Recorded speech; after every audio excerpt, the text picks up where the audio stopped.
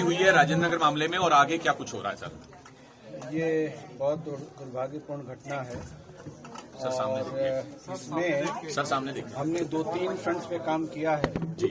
एक तो ये है कि वहाँ पे जो रोड के किनारे स्टॉर्म वाटर ड्रेन लोगों ने इंक्रोचमेंट करके उसको कवर कर दिया था, जिसके कारण उसमें पानी जाना भी दूभर था और उसका क्लीनिंग भी दूभर था। तो उसको हमने लगा दिया है कि वो सभी इंक्रोचमेंट को डिमोलिश कर दिया जाए और उस ड्रेन को रिकवर किया जाए। ये एक सिस्टमिक चीज़ है जिस पे हमने कार्रवाई की है। दूसरी कार्रवाई ये की है कि जो बेसमेंट्स इलीगल हैं जी। और जो सिक्योरिटी एंड सेफ्टी के लिए थ्रेट हैं जी। उन पे भी कार्रवाई स्टेप अप कर दी है। पिछली शाम को करीब 3 बेसमेंट सील कर दिए थे और वो सीलिंग की कार्रवाई जारी है।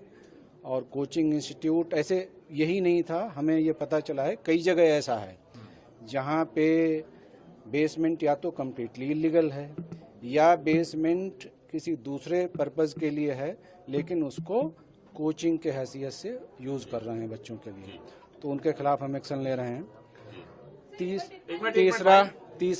तीसरा ये है कि जो इसमें मेंटेनेंस के इंजीनियर थे जिनके जिम्मेदारी होती है कि वाटर लॉगिंग को कंटेन करना, उनके खिलाफ भी हमने एक्शन लिया है।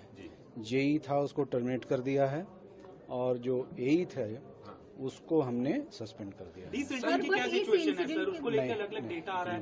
सौरभ भारद्वाज अलग वीडियो जारी कर रहे हैं कि अधिकारी बात नहीं मानते। नहीं, डिसल्टिंग का डेटा हमारे पास है, we can share it with you. MCD 2 तरीके की डिसल्टिंग करती है। एक तो डिसल्टिंग आउटसोर्स है जो 4 फुट के ऊपर की ड्रेन है, उसके नीचे की ड्रेन सफाई कर्मचारी इन हाउस के थ्रू करते हैं। उसमें डेटा है कि कितना डिसल्टिंग इस बार हुई है और क्या हमारे पूरे साल का प्लान है। इस राजेंद्र नगर के केस में जैसे मैंने बताया कि जो स्टॉर्म वाटर ड्रेन है अलॉन्ग साइड द रोड वो कम्प्लीटली कवर्ड थी। और ये समस्या एक्चुअली दिल्ली में कई जगह है कि लोग ड्रेन्स स्टॉर्म वाटर ड्रेन को कवर कर लेते हैं, इंक्रोचमेंट कर लेते हैं और वो बड़ा भारी एक मुश्किल पैदा करता है। सर इसमें एक और बात है कि इससे पहले मुखर्जी नगर इलाके में आपको याद हो आग लगी थी जिसमें छात्र कूद कर अपनी जान बचा रहे थे। इसके बाद राजेंद्र नगर का मामला आया। ये 2 बड़े हब हैं कोचिंग सेंटर्स के, तो बहुत सारे इलीगल कोचिंग सेंटर चल रहे हैं जो इसमें एमसीडी की परमिशन उनके पास नहीं है, फायर की एनओसी तक उनके पास नहीं है, कोई बेसमेंट में स्टोरेज का बनाता है जैसे ये एग्जाम्पल, और लाइब्रेरी या क्लासेस वगैरह वहां चल रही है। तो उसके लिए क्या कोई स्पेशल टास्क फोर्स को इसमें नहीं, एक तो इन्फोर्समेंट का इशू है जो कि कार्रवाई चल रही है और कुछ कार्रवाई जैसे आपने बताया जब मुखर्जी नगर में ये हुआ था हादसा तब हुई थी और उसको अब हम स्टेप अप करेंगे। एक चीज ये भी हमें दर्शाता है, ये कोचिंग का रिक्वायरमेंट एक्चुअली दिल्ली में विली नीली है। मतलब लोग